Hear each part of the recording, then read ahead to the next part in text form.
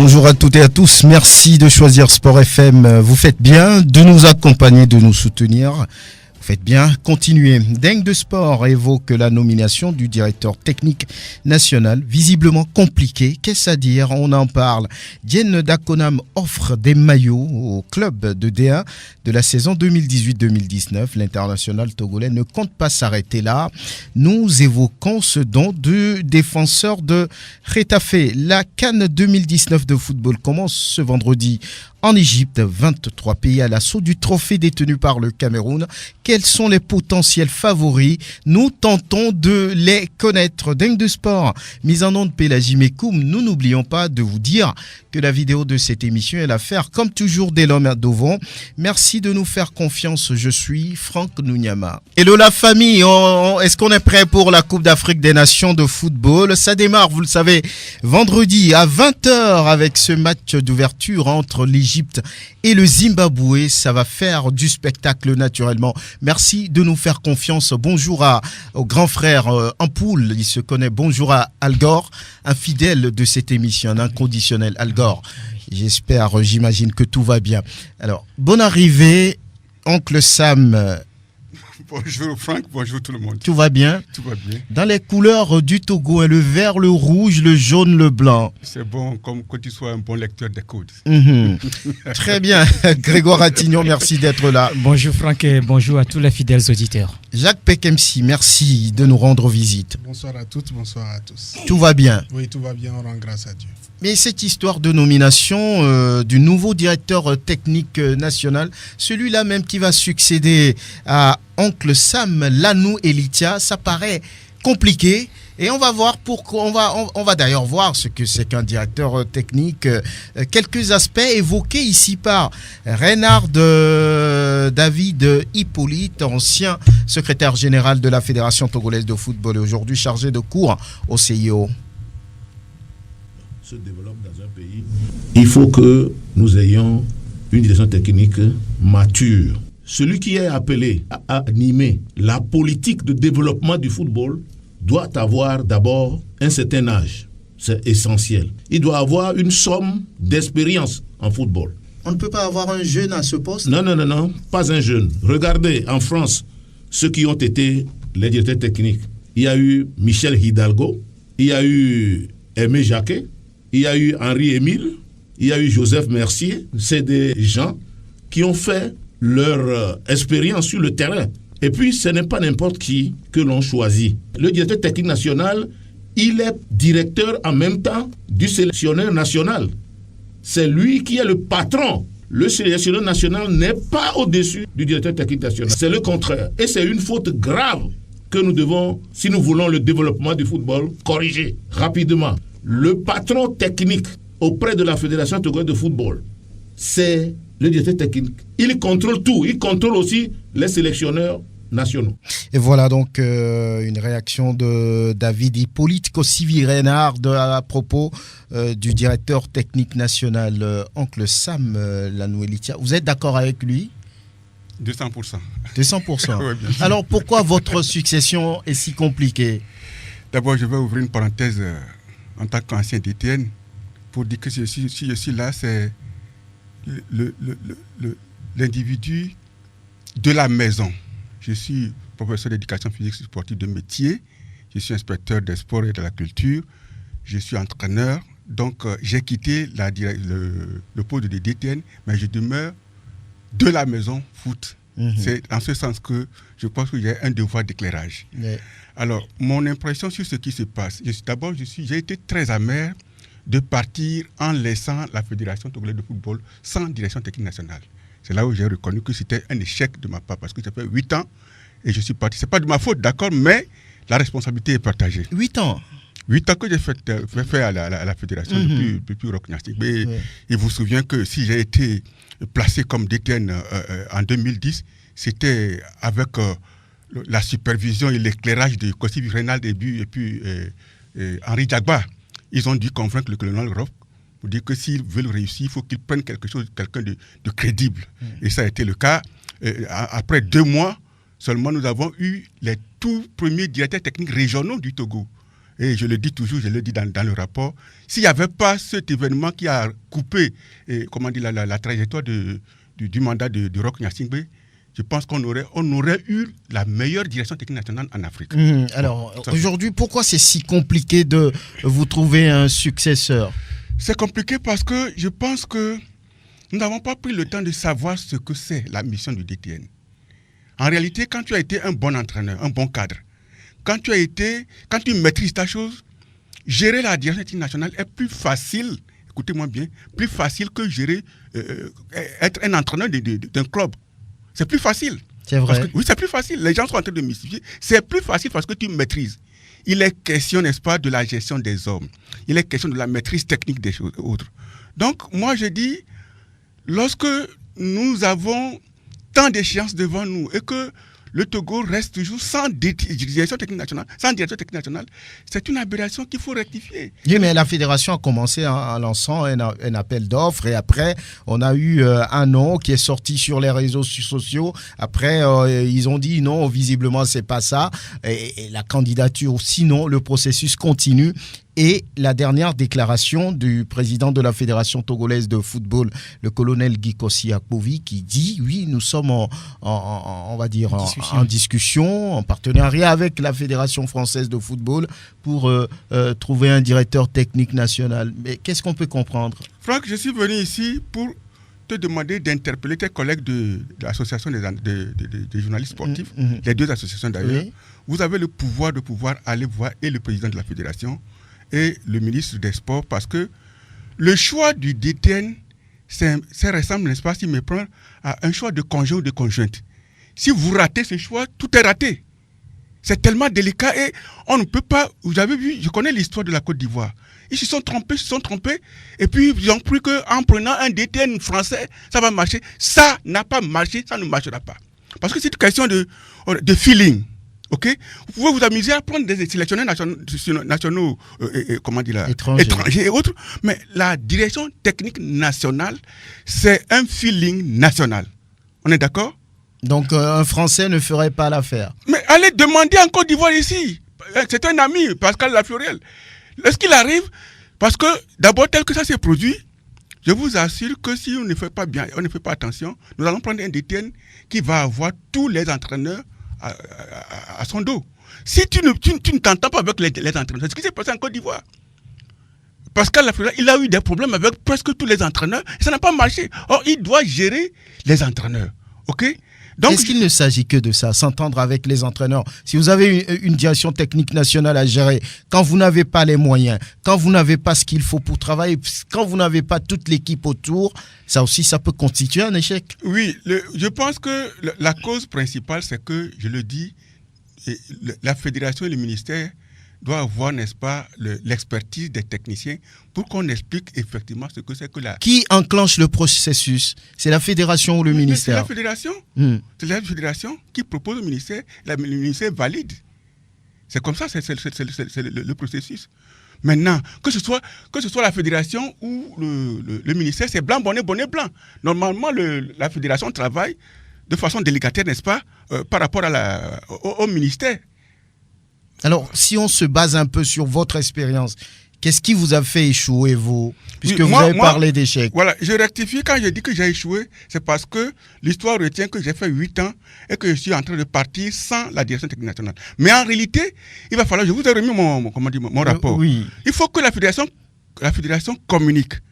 Le DTN et l'ITCHA, avec ses collaborateurs, ont posé un acte qu'aucun technicien n'a jamais posé dans l'histoire du football togolais. C'est lequel? L'acte, c'est que pour la première fois, nous avons eu un contrat de 2 millions de francs CFA. Par mois.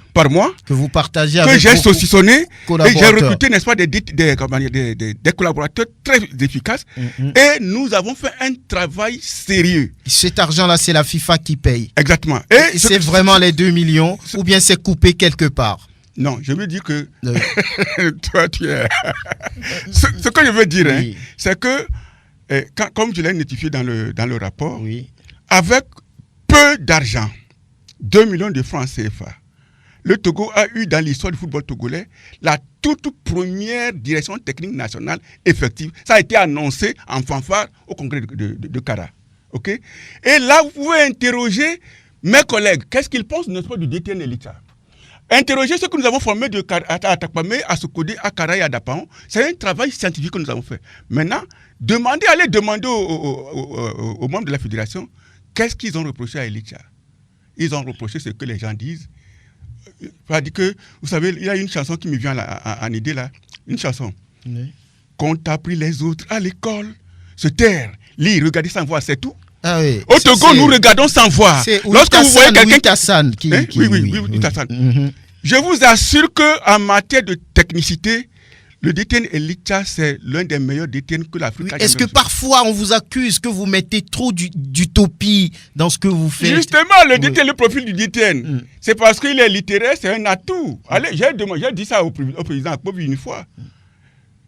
Demandez aux techniciens de la CAF et de la FIFA qu'est-ce qu'ils pensent du DTN Elitcha. Demandez à Magasuba, le DTN du Mali. Demandez au DTN du Togo, du Ghana. Quand nous sommes là ensemble, parce qu'il n'est pas question de prendre qui que ce soit comme ça, mais c'est une question de représentativité nationale. Ok? Donc au Togo, je dis, nous regardons sans voir. Là où il y a le génie, les gens ne voient que des monstres. Je vous assure que allez demander à la fédération. Les choses sont là, les réponses sont là. Nous avons eu une direction technique nationale en bonne et due forme, et c'était un acte inédit que nous avons posé. Vous avez l'impression qu'ils vous regrettent?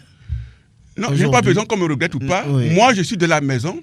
Je suis venu aujourd'hui pour dire que, attention, il y a danger, parce que si vous vous trompez du choix du DTN, nous risquons de créer une crise qui va être plus grave que toutes les crises que nous avons. Oui, mais maintenant, si vous avez bien fait, mais il y a un appel d'offres qui est lancé. Pourquoi vous ne vous représentez plus? Franck, ce que je suis en train de faire actuellement, je peux te dire que c'est 10 fois plus sérieux, plus important pour le Togo que le DTN. C'est quoi? Je suis consultant. Oui. Et je forme des coachs du vrai bonheur. C'est bon. Oui, c'est bon. Oui. Je t'assure. Qui, pour cette direction technique, par exemple, selon vous, le profil? Je dis... Ah mais pourquoi soupirer? Non, parce que tu vois, je constate que les choses sont déjà viciées. Oui. Et si on demande mon avis, on a la candidature. Et les gens croient que, je pense qu'on a mis des critères qui ont fait que les gens sont piégés. Qu'est-ce que vient faire la sélection nationale, ou du sélectionneur national dans les critères? Il faut que le truc soit technicien, qu'il soit intègre, qu'il soit capable qu'il ait une bonne technique verbale, qu'il maîtrise la chose, qu'il est entraîné. Mais ça aussi, ce n'est pas... Mais c'est la gestion des hommes. Prenez par exemple quelqu'un que je connais très bien, il est togolais, Émile Abalo. Je vous assure, si moi j'étais à la place de la Fédération togolaise de football, là comme il y a cette crise-là qui s'annonce là, je vous assure, je lui ai dit ça ce matin, il pensait que je blaguais. Émile Abalo? On proposait pour le dernier mois de la Fédération togolaise de ce comité exécutif, on propose Émile Abalo qui est un homme multidimensionnel. Parce qu'il faut prendre quelqu'un qui va se faire respecter par tous les entraîneurs. Bien, voilà. Peut-être qu'il n'est pas bien non, moi j'ai lancé ça comme ça. Oui. Jacques Pekemsi, oui. Vous comprenez cette situation? On n'arrive pas à faire le choix visiblement. Je comprends. On est dans un monde où chacun veut placer son homme. C'est ça? Oui, on est même en football où normalement c'est un jeu. On ne veut que placer ses pions. C'est vrai, aujourd'hui, quand j'écoute mon grand frère, il parle comme si à son temps c'était le beau, si tout marchait et tout cela. Mais s'ils ont passé 8 ans sans autant de résultats, selon moi, c'est parce qu'il y a eu beaucoup de choses à redire. C'est vrai que chacun, dans tous les bilans, il y aura toujours des choses à redire. Mais ce qu'on dit aujourd'hui, c'est pour l'avenir, c'est pour le prochain DTN. Et moi, j'observe... Est-ce qu'on va vers le choix d'un Français?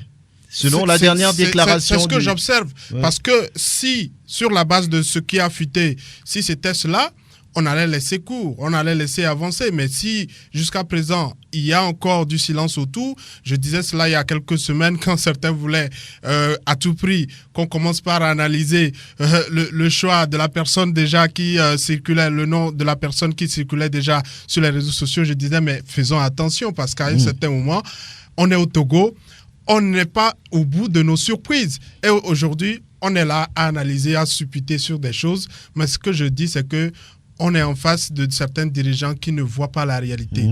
J'ai écouté l'interview qu'on a passée tout à l'heure, ça m'a fait sourire parce que quand on dit qu'il faut une vieille personne ou une personne expérimentée, mais attendez, l'expérience et la vieillesse, à un certain moment, ce n'est pas tant la même chose. Quand on dit qu'il faut être d'un certain âge pour être respecté, c'est pas ça. C'est le registre, c'est ce que vous avez dans la tête, c'est ce que vous dites aux entraîneurs. Si cela est respecté, forcément, vous pouvez être jeune et on peut vous respecter. Mais s'il n'y a pas de logique, malgré votre vieillesse, si vous n'avez pas de logique, on ne va jamais vous respecter. C'est comme cela. Oui, Grégoire Attignon, oui, c'est compliqué. Hein, c'est compliqué. C'est compliqué depuis que cette histoire de processus est encore en cours. Depuis que moi j'ai appris que le processus de recrutement du directeur technique est toujours en cours, c'est là où moi j'ai vu que c'est un peu compliqué. Parce que oui, il y avait un délai qui était donné. Est-ce qu'on n'a pas respecté? Est-ce qu'on ne peut pas respecter ce délai-là? Est-ce qu'on n'a pas dépassé ce délai? Maintenant, dans ce délai-là, est-ce que les candidatures reçues n'ont pas permis à la fédération de dégager un directeur technique digne de ce nom? Et maintenant, c'est pourquoi il faut se pencher vers la Fédération française de football pour maintenant chercher un directeur technique national. Alors que quand vous voyez un peu ce qu'on dit par rapport au profil de ce directeur technique national, il faut quelqu'un qui maîtrise un peu la chose. Il faut quelqu'un qui connaît la réalité de ce football-là. Et quand nous prenons le football togolais, il faut quelqu'un qui maîtrise la réalité de ce football togolais-là. Il faut quelqu'un qui connaît un tout petit peu ce football. Quand vous vous amenez un étranger, quelqu'un de l'étranger comme directeur technique national, qu'est-ce qu'il connaît du football togolais? C'est maintenant, il va commencer par faire son étude sur le football togolais et Bantan comme les gens, parce qu'on sait qu'il est là pour 2 ans. Maintenant, s'il faut lui renouveler le contrat, on doit le faire. Mais si ce n'est pas à faire, donc ce qui veut dire qu'on ne peut pas le faire maintenant, s'il doit mettre 1 an à inspecter sur le football togolais avant maintenant de revenir commencer son travail, je crois qu'on est en train de perdre du temps. Mais moi, je me dis qu'il faut véritablement chercher quelqu'un qui connaît la réalité de ce football. Parce que nous l'avons dit la dernière fois, nous voulons une identité pour le football togolais. Quand vous prenez le football camerounais, on sait que c'est de cette manière que ça se joue. Quand vous prenez le football ghanéen, le football brésilien, allemand, on sait que c'est de cette manière. Donc, il faut qu'il y ait une identité. Il faut ce poste. Véritablement, moi je veux qu'il y ait un Togolais à ce poste-là, quel que soit celui qu'on doit prendre, mais que ça soit Togolais au lieu d'aller chercher encore un étranger. Aristide Covidien, bonjour, bonne arrivée. Merci, bonjour. Bonjour à tous. Oui, tout va bien. Beaucoup d'observateurs disent que les autres avancent, le Togo recule. Oui, le Togo est dans une fonction logarithmique alors qu'ailleurs, les gens sont dans une fonction exponentielle. Eh bien, je pense évidemment... Les mathématiciens... Oui, ils comprennent. Oui. On n'est pas obligé de chercher la dérivée donc, de notre fonction avant de savoir que nous sommes au Togo. Eh bien, tout cela se passe naturellement sur la terre de nos aïeux et c'est quand même triste. Au moment où d'autres font toujours le lobbying au niveau de la FIFA pour que véritablement ils aient beaucoup plus de soutien. Vous savez qu'il n'y a pas très longtemps, en marge du sommet de la FIFA ou en marge du congrès, je voudrais dire, de la FIFA, il y a des fédérations qui ont quand même fait le lobbying pour voir dans quelle mesure ces fédérations doivent être accompagnées. La fédération togolaise en a fait aussi, visiblement. Oui, mais pas totalement sur l'aspect financier. Parce que quand je le dis, la Côte d'Ivoire, par exemple, ça fait 4 ans, elle n'a plus bénéficié de subventions de la FIFA ni de la CAF. Et donc, en marge de ce congrès extraordinaire, afin de ce congrès électif, eh bien, cela leur a permis quand même de voir une manne financière, une somme assez importante qui permet aujourd'hui donc à cette nation-là d'avoir le sourire aux lèvres. Est-ce qu'on va vers le choix d'un directeur technique français? Non, mais je vous ai déjà dit la dernière fois que moi je ne crois pas, disons, à cette histoire. C'est vrai que nous avions écouté l'interview du président, mais moi je mets le bémol. Et j'estime quand même que ça peut être une interview recueillie à chaud et peut-être ça peut ne pas être, disons, ce que le président veut dire. Mais vous interprétez ou bien vous analysez ce qu'il a dit? Non, moi je fais une analyse. Oui. Il revient à son service de communication de pouvoir réagir si c'est vraiment ce n'est pas ce que le président voudrait dire. Mais moi, en tant qu'observateur, quand j'écoute, ce n'est pas tout à fait légitime d'écouter un président de fédération qui dit évidemment que on va être accompagné par un pays occidental. Et donc, j'estime quand même que jusqu'à preuve de contraire, à moins qu'on puisse me donner la preuve, je ne pense pas que c'est vraiment ce qu'il voudrait dire. Vous voulez quelle preuve? C'est le président qui a parlé. Vous voulez quelle preuve? Non, mais je dis, oui. Il arrive des fois, il se trompe. Vous voulez dire que le colonel Akpovi s'est trompé en disant que nous sommes... Non, mais ce n'est pas à moi de le dire à sa place. Il revient au président même de venir sur les médias ou peut-être à travers un communiqué de presse de dire que, en fait, j'ai accordé une interview dans telle circonstance et j'ai constaté que cette interview est en train d'être interprétée de cette façon. Alors, je voudrais faire une mise au point en disant simplement que, en fait, ce n'est pas ce que je... Bien. Normalement, c'est ce qui se fait.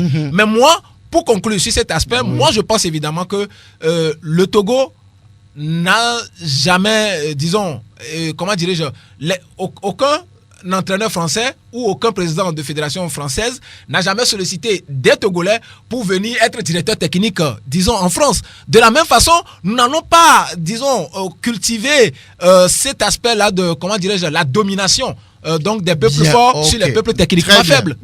Très bien. Mais moi, ce que je dis c'est que si par exemple on ne sollicite pas forcément totalement un directeur technique français, c'est que peut-être qu'on sollicite l'expertise ou les conseils de certains Français pour pouvoir aider celui qui sera choisi sur le plan national. C'est peut-être l'idée du discours du président de la Fédération togolaise de football. Mais ce que je dis, si on cherche un expatrié, il va rencontrer des gens qui veulent à tout prix leurs intérêts. Alors que nous tous, on se connaît ici. On sait, celui qui est à côté de... Si on voit Franck, forcément on va retrouver Aristide. Et forcément, Aristide ne dira que du bien de Franck. C'est la même chose. Oncle Sam, Elita Lanou, on va terminer avec vous. Que voulez-vous dire? Oui. Je vais réagir par rapport à ce que mon petit frère Jacques a dit. Tu sais, il faut appeler les choses par leur nom. Je n'ai pas l'habitude de dire j'ai fait, c'est beau, j'ai fait, c'est beau. Mais quand tu as fait que les gens refusent d'en parler, quand tu as posé des actes qui sont indélébiles et que les gens cherchent à occulter, la fédération ne peut pas occulter ce que nous avons fait en un an avec 2 millions de francs CFA. Je dis que c'est un truc qu'on ne doit pas occulter. Ce n'est pas une autosatisfaction. Avec 2 millions de francs CFA par mois. Si les gens avaient été sérieux, ma foi, on n'aurait pas fait de moi, mon frère, on n'aurait pas fait de moi un détenu par défaut. C'est ce qu'ils ont choisi. Pourquoi est-ce qu'on m'a donné 6 mois probatoires? On a donné 6 mois probatoires. Ils ont vu qu'à tiens. Après, on a dit 2 ans. Alors que ce n'est pas 2 ans qu'on doit faire. Je dis, quand cela ne tienne, nous allons prouver que le Togolais est capable. C'est dans ce sens. Je ne suis pas orgueilleux, mais je le dis avec fierté que dans l'histoire du football togolais, il y a quelqu'un qui s'appelle Détienne Elicha avec ses collaborateurs qui sont très compétents. Nous avons posé un acte inédit. Et les journalistes, moi je dis, ils ont tenté d'occulter. J'ai écrit sur et il faut que les gens qui nous écoutent, qu'ils viennent découvrir le rapport. C'est un rapport qui va prouver qu'effectivement, les Togolais ont regardé Elicha et ses collaborateurs, ils ne l'ont pas vu. Bien. Okay? Alors, vous êtes d'accord que ça soit un directeur technique qui vient du pays comme vous? Comme moi, parce que je l'ai dit, je le répète, si nous ne faisons pas attention, mais demandons les renseignements en Côte d'Ivoire et puis au Bénin, ils ont tenté, direction technique nationale français, ça ne peut pas marcher. D'abord, même que, comme les choses ont été viciées, il va arriver, vous verrez qu'il y aura une dichotomie, il y aura tellement de divisions et autres que, voilà, ça risque de capoter. Donc, fondamentalement, il faut faire très attention. Le choix du DTN, c'est comme le choix de conjoint ou de conjointe. Si vous ratez, vous êtes en descente aux enfers. Mais si ça marche, ça marchera pour le football togolais. Merci, Oncle Sam Lanou Elitia, d'être venu et partager, on va dire, l'actualité, les nouvelles de l'actualité avec nous, la direction technique. On en parle toujours. Revenez quand vous voulez. Et merci d'être passé. À très bientôt. Merci, voilà. Et merci de choisir Sport FM, la référence sportive. Dingue de sport. C'était hier dans un hôtel de la capitale. Djenda Konam a offert des maillots au club de la première division, saison 2018-2019. Voilà. Grégoire, vous y étiez, oui. C'était de très beaux maillots. De très bonne qualité. Oui. Mais ça, il faut avoir le courage de le dire. Il faut avoir le courage de le dire. ce n'est pas parce qu'on apprécie la chose qu'il faut l'apprécier, mais c'est des bons maillots. Vous pouvez poser la question aux clubs qui ont reçu quand même ces maillots. Ils l'ont eux-mêmes reconnu que c'est des maillots de très bonne qualité que Jen Dakonam a fait venir pour eux, les 14 clubs d'ailleurs, ceux-là qui ont disputé le championnat de première division saison 2018-2019. Et donc, de l'ASK jusqu'à Fouadan de Dapaon, tous ont donc reçu ces maillots-là. Et puis, à leur couleur habituelle, à l'effigie donc de leur couleur. Et à l'effigie donc des couleurs de ces clubs. Donc, c'est ce qui a été fait et c'est quand même appréciable. Ça, il faut le reconnaître parce que ça n'arrive pas tous les jours de voir les joueurs togolais à l'étranger venir avec des maillots. Oui, c'est vrai qu'ils reviennent faire des choses au pays. Souvent, c'est dans leur club de formation qu'ils arrivent à apporter beaucoup plus de soutien. Mais quand Jen Dakonam le fait, c'est parce qu'il connaît un tout petit peu la réalité du football togolais. Il a joué ce championnat-là. Il sait de quoi endurent donc les présidents de club et c'est pour cela donc il a voulu apporter quand même un soutien à ses responsables de club à travers juste ce geste. Il a dit oui, c'est seulement pour les clubs de première division. C'est juste quelque chose qu'il a voulu amener et que très prochainement il y en aura pour tout le monde, c'est-à-dire les clubs de première et deuxième division. C'est un jeu de maillot pour chaque club et donc je crois que c'est quand même bien pour ces clubs-là et ça va quand même soulager un tout petit peu ces responsables de club parce que ce n'est pas aussi facile d'avoir donc ces équipements à tout moment, à chaque saison.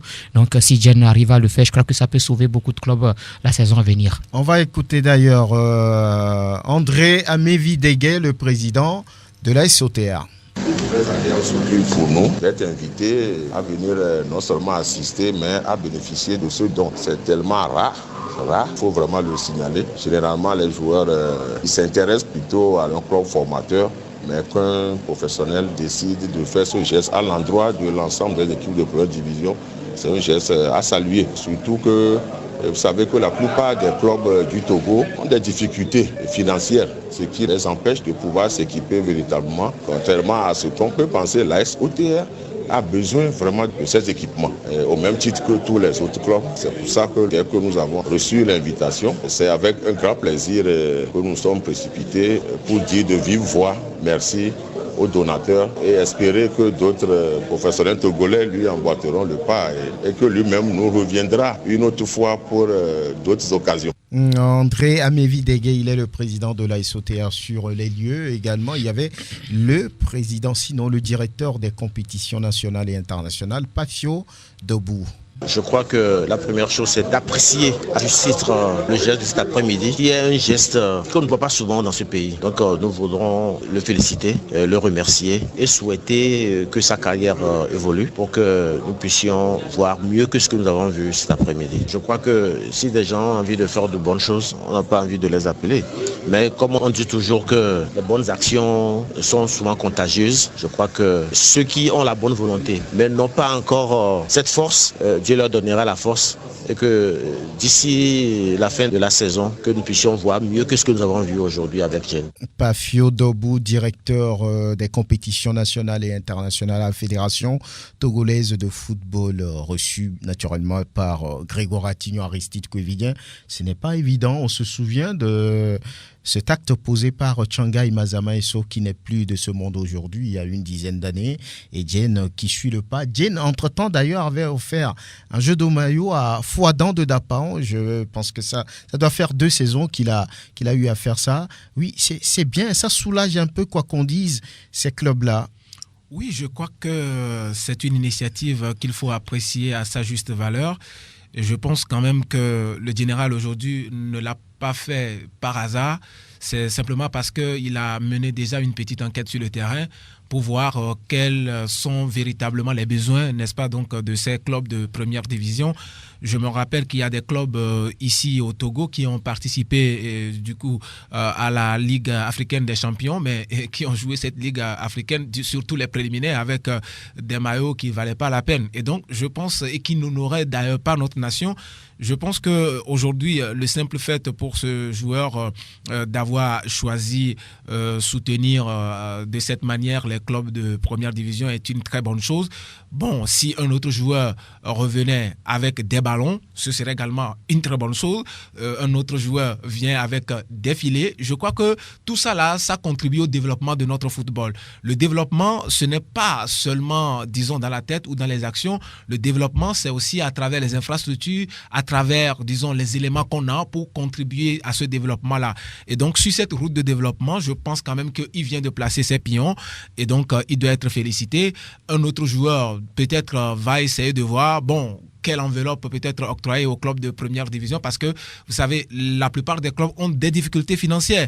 Et donc, je pense aujourd'hui que lui, il a fait sa part, comme l'a si bien dit, ou comme le demande le plus souvent Monseigneur Barriga. Et donc, je pense que les autres aussi viendront faire leur part au moment opportun. Voilà. Nous allons écouter le donateur Jen Ortega d'Akonam.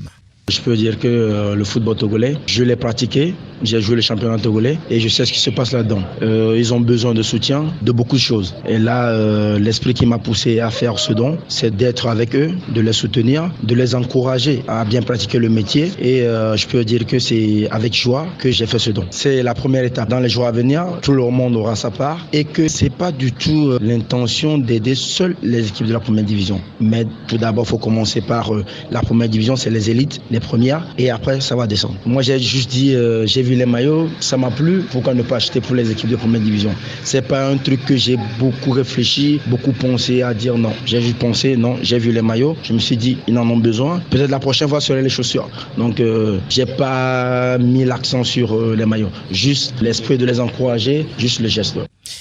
Le défenseur de Getafe, Jen d'Akonam, Jacques Pekemsi, oui, hein, ces genres de gestes, on ne les voit pas souvent ici. Oui, on ne les voit pas souvent et je crois que c'est assez réfléchi. C'est un joueur, en tout cas depuis un certain moment, qui fait de très très bons choix. Il faut quand même le reconnaître. Voilà pourquoi je salue en tout cas ce geste. On ne s'attendait pas à le voir autant parce que certains... quand ils viennent en vacances, c'est complètement soit pour les balades et tout cela, mais on s'est rendu compte que la réalité, c'est qu'il a réussi quand même à permettre à tout le monde de pouvoir obtenir au moins un jeu de maillot. Je crois que c'est assez intéressant. Maintenant, comme on le dit, que les autres se mobilisent et quand les mains vont se joindre, ça va permettre à tout le monde d'avoir quelque chose de conséquent. C'est déjà bien, c'est un pas. Maintenant, il ne faudrait pas également que tout le monde s'attende à ce que Jen vienne leur distribuer de l'argent. Certains vont réfléchir, vont se dire, ouais, lui là des millions, c'est juste le jeu de maillot qui est venu nous remettre. Mais je crois que c'est le geste qu'il faut apprécier et c'est assez important.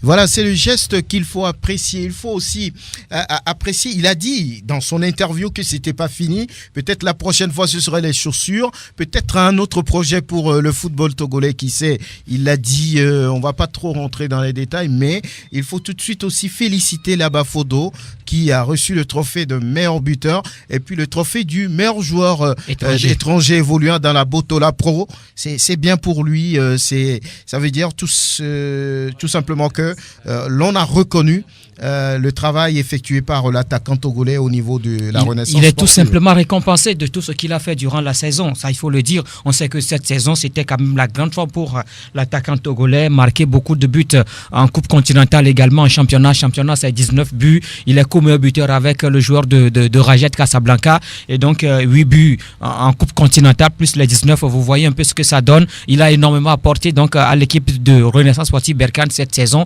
Et on a vu qu'il fait partie des meilleurs cette saison, le meilleur d'ailleurs étranger donc de la saison. Je crois que c'est quand même mérité pour ce garçon qui est en train de partir ailleurs, et avant donc de partir, il doit quand même gagner ces trophées là, même s'il n'était pas là avant donc cette cérémonie de distinction. Mais je crois que c'est quand même bien pour ce joueur parce que oui, il a fait une très très très bonne saison. En tout cas, il a fait une très très belle saison et bon courage à lui. Et désormais, c'est dans le golfe persique avec Al Ain qu'il va commencer une nouvelle saison, un club qui a tellement d'ambition et qui veut toujours jouer les premiers rôles dans la Pro League Emirati. Et on lui souhaite que le meilleur, Jacques. Oui, c'est important de lui souhaiter que le meilleur, parce que dans ses premières déclarations, il a dit il veut à tout prix marquer l'histoire de la formation et écrire également ses propres pages. Je crois que c'est assez important. C'est vrai que le départ vers l'Asie a un peu surpris certains, mais quand vous regardez l'histoire de la formation, je crois que c'est également intéressant pour le joueur togolais. Il faut quand même apprécier également les 2 trophées. Je crois que c'est assez important pour lui, surtout pour quelqu'un qui était venu un peu incognito il y a 3 ans au niveau du Maroc et qui part célébrer comme une star marocaine. Je crois que c'est assez important également. C'est un exemple pour les jeunes qui sont en train de monter. Quand vous arrivez quelque part, même si vous n'avez pas votre place, parce que l'histoire c'est que lors de la première saison, il n'avait même pas de place de titularisation. Il était toujours sur le banc ou même dans les tribunes, mais déjà dès la deuxième saison, il a réussi à arracher de la confiance. C'est ce qu'il faut pour les autres. Voilà. Là-bas, Fodo, félicitations également à Jen Dakonam. Nous ouvrons la page Coupe d'Afrique des Nations. Yes, we are ready. Toufan, Mastadia, c'est un système tactique bizarre, 8-8-1. Mais ça vient d'où? Non, c'est un choc. En fait, vous tous vous défendez et puis vous tous vous montez en même temps.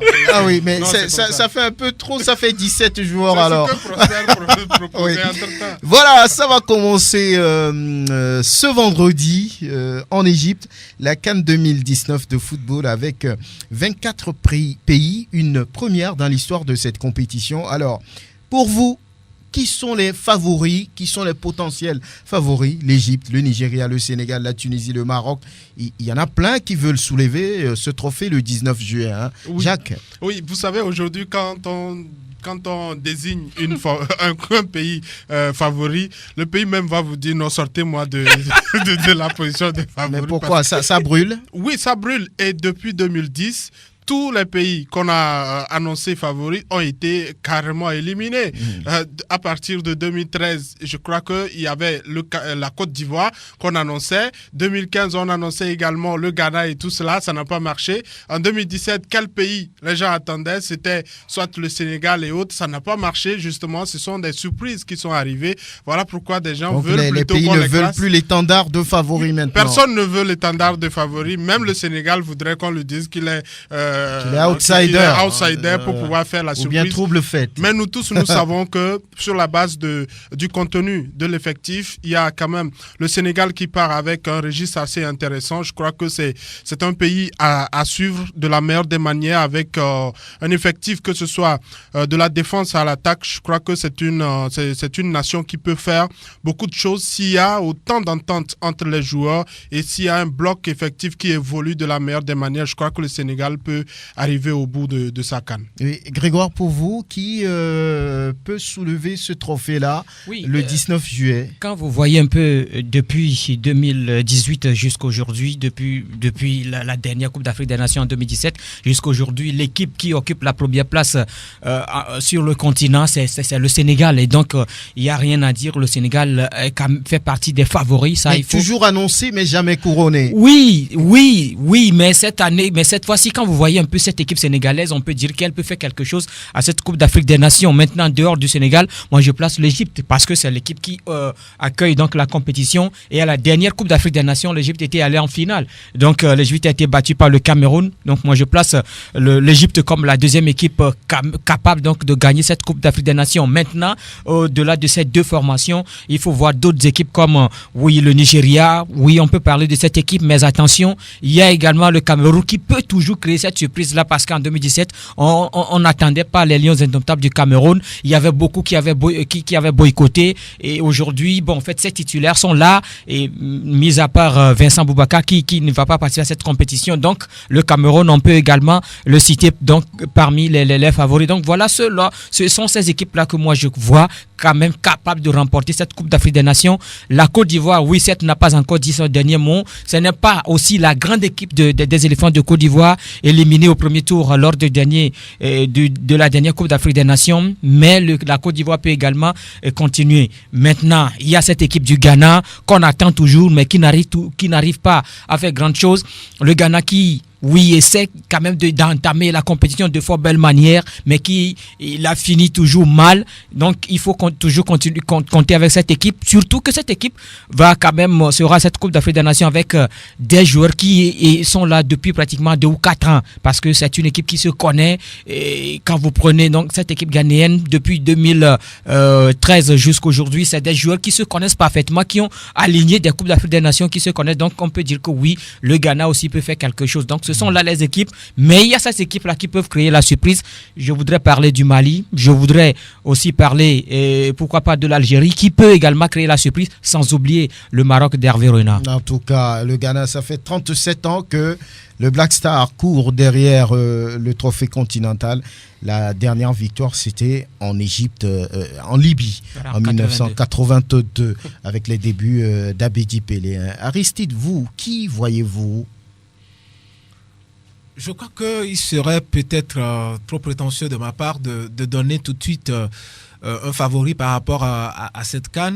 Je pense évidemment que le football nous réserve toujours des surprises. Oui, mais sur le papier, on dit souvent, oui, tel pays, peu.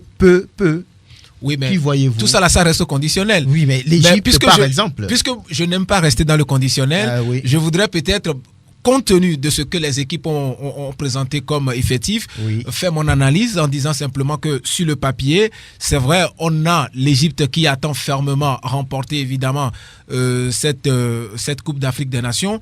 Vous savez que sur le continent africain, il y en a qui ont longtemps traversé le désert avant de se racheter. On va citer par exemple l'Égypte, vous vous rappelez, après avoir été triple champion, l'Égypte a traversé le désert, le Sénégal a traversé le désert, le Bénin a traversé le désert. Depuis, il me semble, 9 ans déjà, le Bénin n'a pas participé à une Coupe d'Afrique des Nations. Le Bénin, c'est des gens oui. Non, mais il ne faut pas minimiser tout à fait cette équipe. Le Bénin ne fait pas partie des favoris. Non, mais moi, je considère à cette Coupe d'Afrique des Nations le Bénin comme un challenger.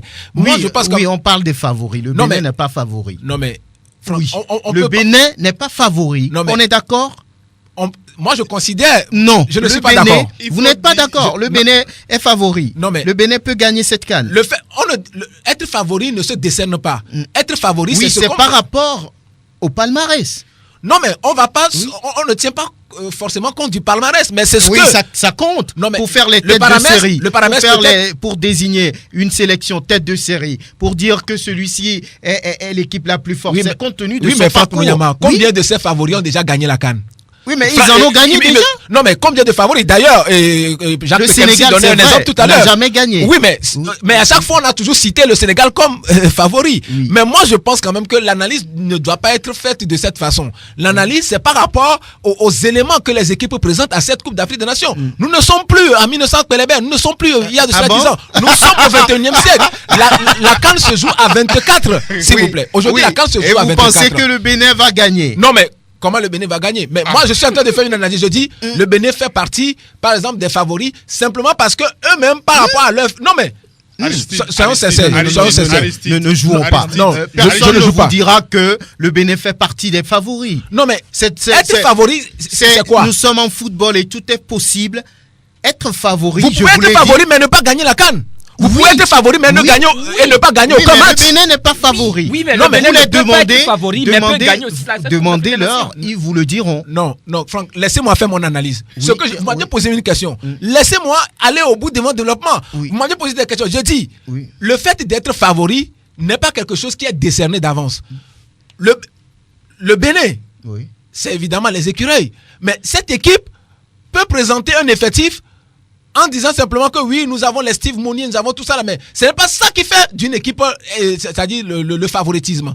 Le Bénin aujourd'hui présente un effectif, mais c'est au cours de la CAN qu'on verra si le Bénin a vraiment cette capacité de pouvoir remporter. Mais moi, personnellement, comment je fais? Les favoris avant la compétition, ce n'est pas au moment de la compétition, par rapport à leur parcours, à leur palmarès, à ce qu'ils ont gagné, à ce qu'ils ont réalisé sur le continent. Je comprends peut-être que vous soutenez le Bénin comme le président de la fédération.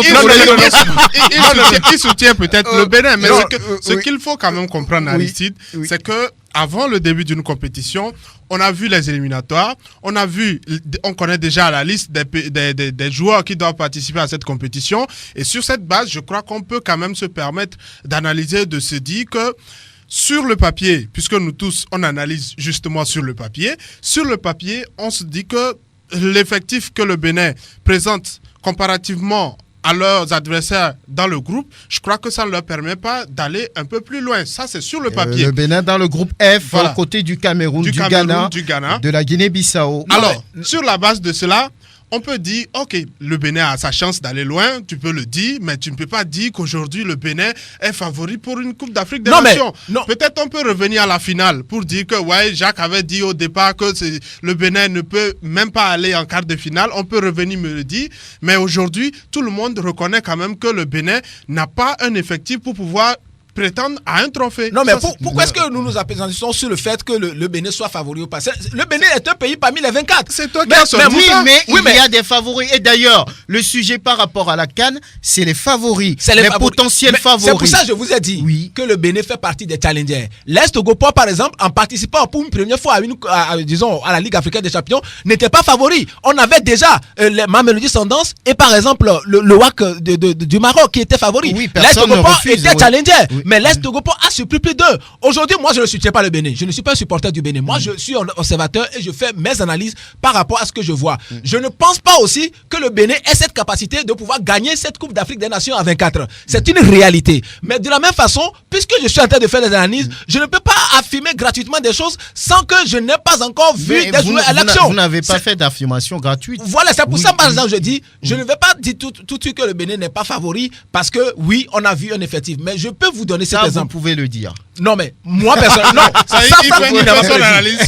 Il y a une réalité et puis il passe autre pour chercher l'autre réalité. Non, la réalité est tout autre. Moi, je pense évidemment que aujourd'hui, le Sénégal, même si par moment le Sénégal a été toujours favori, mais n'a pas gagné, moi je pense que le Sénégal fait partie encore des favoris. Le Sénégal, avec des joueurs qui ont réalisé de très belles saisons cette année dans leur club, les Sadio Mané, les Sékou Kouyaté ou encore Gana Gueye. Oui, donc je crois les que Keita, les Keita Baldé. Et de la même façon, la Côte d'Ivoire fait partie des favoris. Pour moi, je pense quand même que ces pays, comme la Côte d'Ivoire, ont longtemps pêché simplement parce qu'il n'y a pas une certaine organisation autour.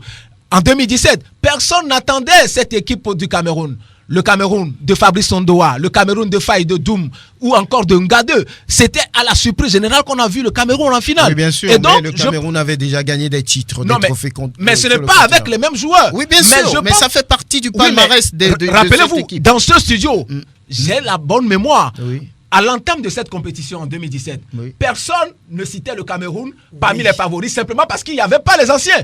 Est-ce que vous êtes d'accord avec moi? Non, je ne pense pas qu'on ait dit quelque chose comme ça parce que au-delà de tout ce qu'on pouvait reprocher, on a dit que cette équipe n'avait plus sa verve d'antan. Oui. Mais ça reste, le Cameroun reste le Cameroun. Une grande sélection. Bien entendu. Oui, et voilà. Donc, moi, je pense quand même que à une Coupe d'Afrique des Nations, eh bien, il y a toujours la surprise. Bien sûr. Je pense quand même qu'on ne gagne pas parce qu'on est plus fort, mais on gagne parce qu'on surprend son adversaire. Pas sa façon de jouer. Il y a un jeu que vous souhaitez lancer au cours de cette Coupe d'Afrique des Nations? Oui, ce serait probablement à partir de la semaine prochaine. Oui. Qu'est-ce qu'il faut faire? Non, mais c'est d'y participer. Je dirais simplement que c'est un jeu tombola. Dans le cadre de la Coupe d'Afrique des Nations, eh bien, ce jeu est une action marketing. Vous le savez, la plupart du temps, c'est un jeu de hasard. Et donc, vous y participez. Et à la fin... C'est à la fin, celui qui va trouver le vainqueur. Le vainqueur, c'est-à-dire, c'est par cumul de points. Oui. Et donc, il y aura un grand vainqueur qui va être récompensé, qui ira donc suivre la finale de la Coupe d'Afrique des Nations en Égypte. Et donc, c'est inédit. À part ça, il y a également... Donc, on va donner les résultats avant la finale, c'est ça? Oui, il y a une partie des résultats avant la finale et le reste, ce serait, disons, après la finale, c'est-à-dire les Jeux, normalement, prennent fin le 31 juillet. Oui. Ce sera après, 2 semaines après. Après la CAN. Voilà, mais une partie, puisqu'il y a également des lots intermédiaires avec des décodeurs à gagner, des abonnements, pour ne pas faire de la pub tout de suite, des abonnements TV pour une année et pour 6 mois et évidemment des télévisions, de nombreux lots à gagner. Je pense que c'est une action marketing qui s'organise dans presque tous les pays lorsqu'il y a donc des compétitions de football pour pouvoir fidéliser donc disons aussi bien les clients que les fans de football, parce que ne serait-ce à travers ce jeu, il y en a qui deviendront forcément sportifs. Il y en a qui vont être scottés à Sport FM, il y en a qui vont être scottés à leur télévision, simplement parce qu'il y a des choses à gagner. Oui. Et comment jouer d'ailleurs? Non, je pense que c'est un jeu interactif qui va se jouer à travers la plateforme de SMS de Togo Cellulaire. Et donc, au niveau du système, les choses sont en train d'être développées. Je pense que d'ici la semaine prochaine, vous allez apporter toutes les précisions. Nous allons apporter toutes les précisions. Puisque c'est un jeu de hasard, il faut quand même rappeler que nous sommes dans un pays de droit, et donc pour organiser des jeux de hasard, c'est du ressort donc de la Loterie nationale du Togo, et donc il faut forcément que... et vous avez fait toutes ces démarches. Il y a eu toutes ces démarches, et donc les opérations seront supervisées par la direction marketing de la Loterie nationale, et je pense évidemment que ça va permettre à beaucoup de supporters, à tous ceux-là qui aiment évidemment le football, d'être au parfum de l'actualité sportive pendant la Coupe d'Afrique des Nations et de soutenir, n'est-ce pas, leurs favoris, comme vous le souhaitez si bien, ou les accédants. Oui, vous avez l'information, auditeur de Sport FM, il y a beaucoup de choses à gagner. Lorsque vous suivez Sport FM, comme toujours d'ailleurs, donc la CAN commence vendredi, vous aurez des lots à gagner, comme toujours. Soyez toujours fidèles, vous aurez les bonnes choses. C'est par ici. Merci Jacques Pekemsi d'être venu. Aristide Covidien, merci. Grégoire Attignon, merci. Nous n'oublions pas de remercier l'homme à Dovon pour la vidéo de cette émission. Pélagie Mekoum, merci, à bientôt.